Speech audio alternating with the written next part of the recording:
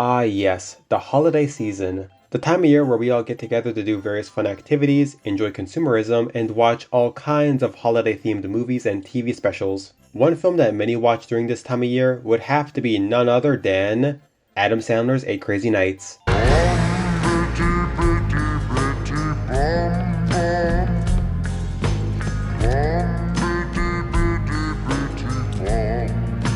That and a film called Elf. Okay, people.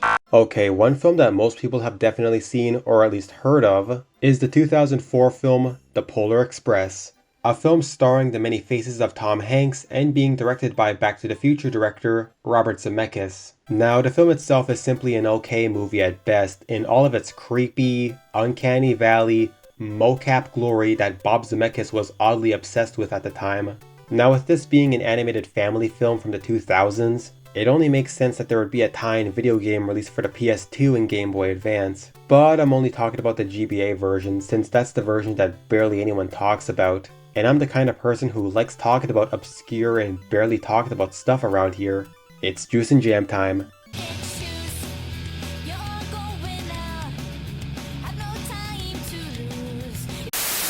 Now, the game itself was published by THQ, who were no strangers to licensed kids games at the time, while the game itself was developed by Tantalus Media, a company that had been around for a decade by the time of Polar's release, mainly porting games like House of the Dead and Wipeout to PCs and consoles like the Sega Saturn. They're still around to this day, mainly doing ports and remasters of games like Sonic Mania for Switch, Luigi's Mansion 2 HD, and some Zelda remasters. They also made that really impressive port of Cars International for GBA.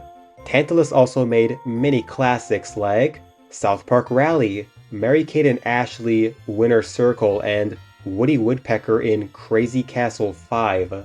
How is it Crazy Castle 5 if it's not Bugs Bunny? So that only made them the perfect choice for making Polar Express for GBA. Now, much like a lot of licensed games from this era, the game's plot is ripped right from the movie and it's told through very grainy and super compressed images taken directly from the movie, just like Elf the video game. But unlike that piece of shit, this game actually gives you context and explains what's going on, something that was in most other GBA movie games, or simply most games in general, unlike Elf.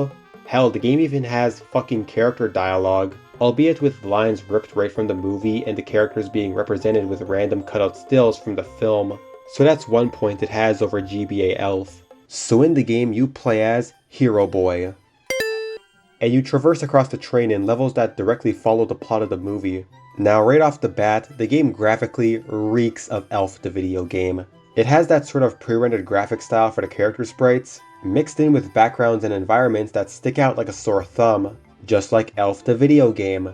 The game is of course a 2D side-scroller where you platform and collect stuff like candy canes and silver bells. You need to unlock all 3 of them, otherwise you can't unlock the door at the end to beat most levels. This means that you'll have to painstakingly backtrack and explore levels and various rooms if you miss just one silver bell.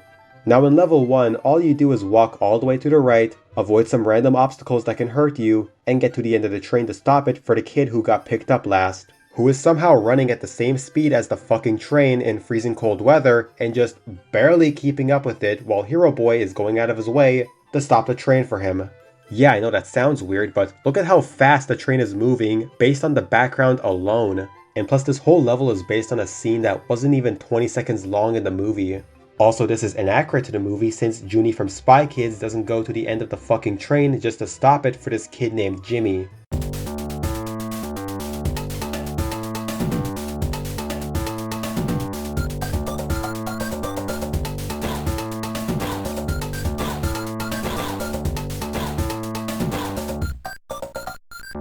Okay, weird rant aside, in this level you get the hang of things in the game such as learning that you have 3 hearts and 4 total hits before you die, hot chocolate replenishes your health, candy canes are your basic collectibles that don't do anything, and that your creepy decapitated floating head that looks like the head of a Ken doll or Slappy the Dummy is your 1-up.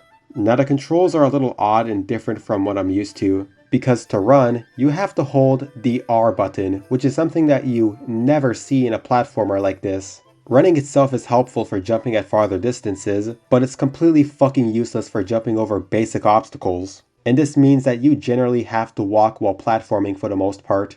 Now in most games like Mario for example, running is meant for the B button. But in this game, the B button is solely used for pushing and pulling boxes for basic and piss easy puzzle solving. So in level 2, all you're doing is simply collecting all 3 silver bells and that's it.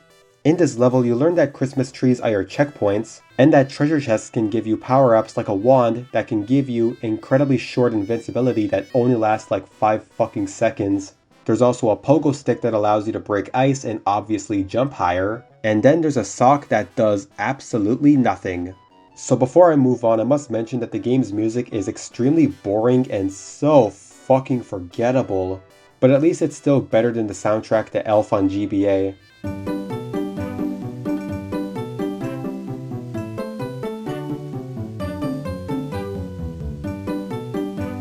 So yeah, the rest of the game is basically just the rest of the movie. Level 3-1 has you and the hobo ski to the front of the train while dodging piss-easy obstacles. 4-1 is where you take control of the train in this sort of behind-the-camera, 3D but extremely pixelated view. And all you literally do is move left and right. That's it. Avoid obstacles, change tracks, and collect candy canes. That's it. 5-1 in Act 5 itself is back to your regularly scheduled gameplay of platforming and collecting shit while also dealing with disappearing platforms made out of coal, and pulling down levers to open doors. That's it. So in the end, the Polar Express on GBA is honestly just a nothing game. While yes, I can see that the devs did at least try to put in some actual effort into making the game. I mean, the game basically looks like Citizen Kane when you compare it to Elf on GBA.